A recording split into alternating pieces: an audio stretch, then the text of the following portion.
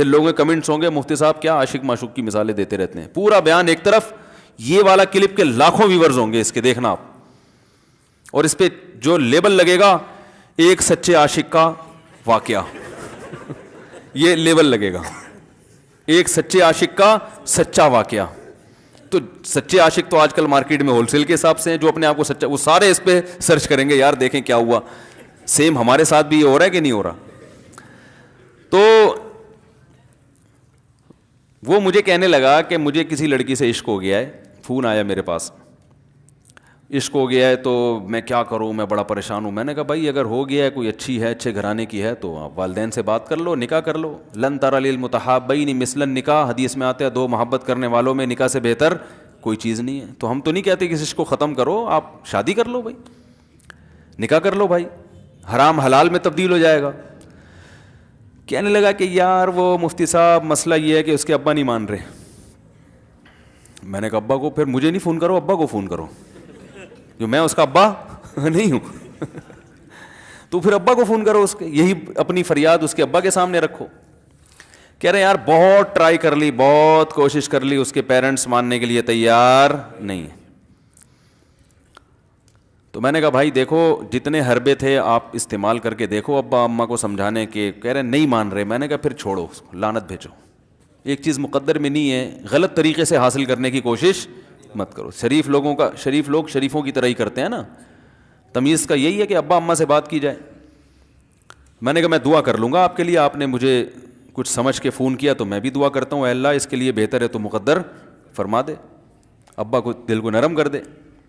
ابا کو چاہیے وہ جب خود کسی کے ابا سے انہوں نے اپنا سوچے نا, ابا سے میری بات, میں نے یہ بھی کہا کہ ابا سے بات کرا دو.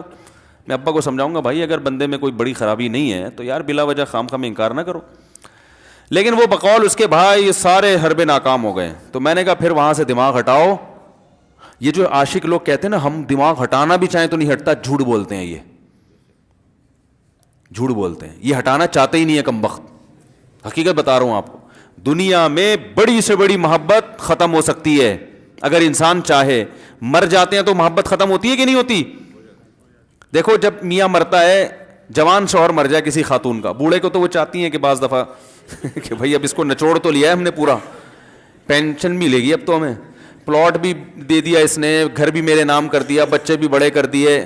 بعض خواتین کیا کرتی ہیں, جوانی میں میاں کو نچوڑنے کے بعد بڑھاپے میں بہت ستاتی ہیں. بھائی سب خواتین کی بات نہیں کر رہا میں, لیکن بعض خواتین ایسا کرتی ہیں, وہ بڑھاپے میں میاں کو, کیونکہ وہ کسی کام کا نہیں ہے نا کھانسنے کے علاوہ, تو بچوں کے ساتھ مل کے انتقام لیتی ہیں اس سے.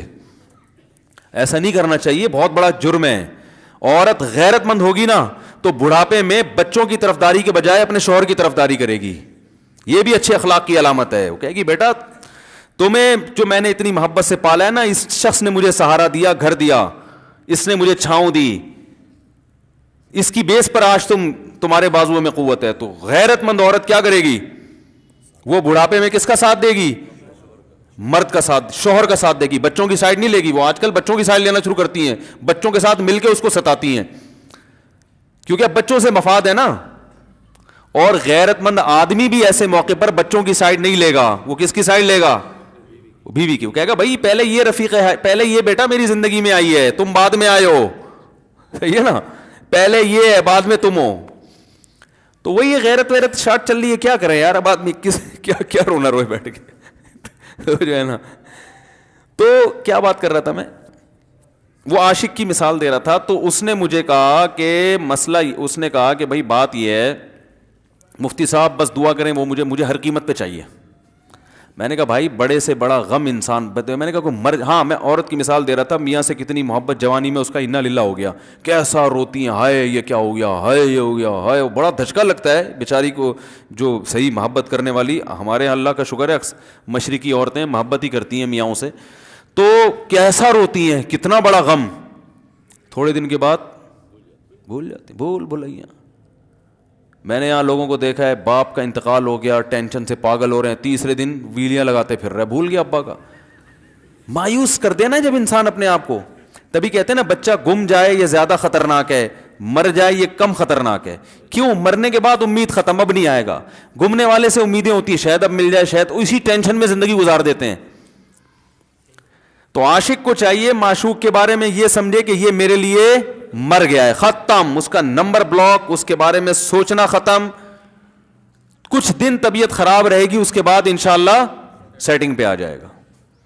یہ کمبخت چاہتا ہی نہیں علاج کرنا, بار بار اس کی تصویریں دیکھتے رہیں گے, بار بار اس سے بات کرتے رہیں گے, بار بار اس کے بہانے سے اس کی گلی کا چکر لگائیں گے, اور پھر اسی کو سمجھانے کے لیے فون کرتے رہیں گے بار بار کہ میں تم سے محبت ختم کر رہا ہوں, سن لو. حقیقت ہے, یہ بھی ہوتا ہے عاشقوں کے ساتھ. دیکھو آئندہ مجھ سے بات چیت نہیں کرنا, کیونکہ میں بس یہ آخری کال تھی میری. بھائی جان ضرورت کیا ہے آپ کو یہ بتانے کی بھی آخری کال تھی یا پہلی کال تھی؟ یہ عاشق لوگ کرتے ہیں, حقیقت بتا رہا ہوں. آپ کو کہہ رہے ہو گے مفتی صاحب کو کیسے پتہ چل گیا ہمارے بارے میں؟ بھائی ہم نے پوری دنیا دیکھی ہوئی ہے, دنیا کے ہر آدمی سے ہم ملے ہیں الحمدللہ, اور ہم بھی اسی ماحول میں پلے بڑے ہیں جس میں آپ پل بڑھ کے جوان ہوئے ہیں. تو عاشق کیا کرے گا کمبخت, وہ بہانے سے سمجھاتا رہے گا, کبھی ڈانٹتا رہے گا, تعلق ختم, نمبر بلاک, آئندہ مجھ سے بات نہیں کرنا, میرا ایمان خراب ہو رہا ہے, جاؤ دفع ہو جاؤ. پھر 2-4 دن کے بعد چیک کرے گا کوئی کال تو نہیں آئی بھی, اس نے میری ہدایت پر عمل کیا, اس نے نمبر بلاک کیا. تو آپ کبھی بھی ٹھیک. پہلی بات تو یہ کہ عاشق کو چاہیے وہ یہ سمجھے کہ میں بیمار ہوں, یہ بیماری ہے. ہر وہ چیز جو آپ کو نارمل لائف سے ہٹا دے وہ بیماری ہے یا نہیں ہے؟ وہ ٹینشن ہے, وہ بیماری ہے بھائی. ایک چیز نہیں مل رہی, تمیز سے نہیں مل رہی, چھوڑ دو,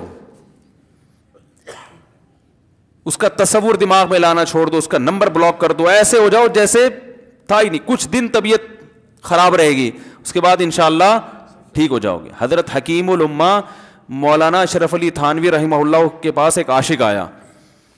اس نے کہا ایک گھوسن کہتے ہیں نا, وہ جو گوالے ہوتے ہیں نا, ان کی عورتیں جو دودھ بیچتی ہیں, تو ایک دودھ والی عورت پہ یہ عاشق ہو گیا تھا, اور نکاح کو کوئی چانس مانس تھا نہیں.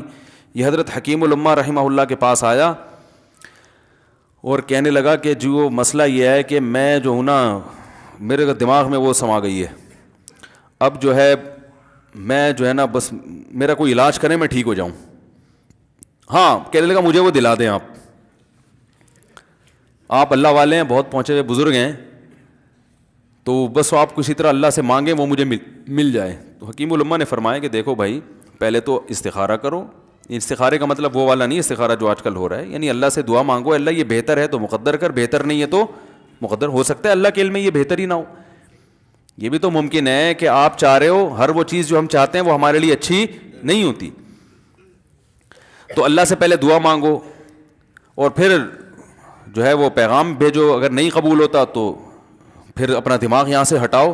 اور دماغ ہٹانے کا طریقہ یہ ہے کہ اس کا جان بوجھ کر تصور نہ کرو. یہ میں نے پورا واقعہ ایسے سنا رہا ہوں کہ کوئی عاشق واشق بیٹھا ہو تو وہ سن لے کہ اس طرح سے علاج ہوگا. کبھی اس کا دماغ میں تصور نہ لاؤ, ٹھیک ہے نا, جان کر نہ لاؤ. خود بھی آ رہا ہے تو وہ ایک الگ بات ہے نا, وہ تو غیر اختیاری چیز ہے. خود سے آ رہا ہے تو ایک الگ بات ہے. جان کر نہ سوچو اس کے بارے میں, اپنے آپ کو مصروف رکھو, اس کی طرف کبھی جاؤ نہیں, اس راستے سے نہ گزرو. تو یہ پرہیز ہے, یہ پرہیز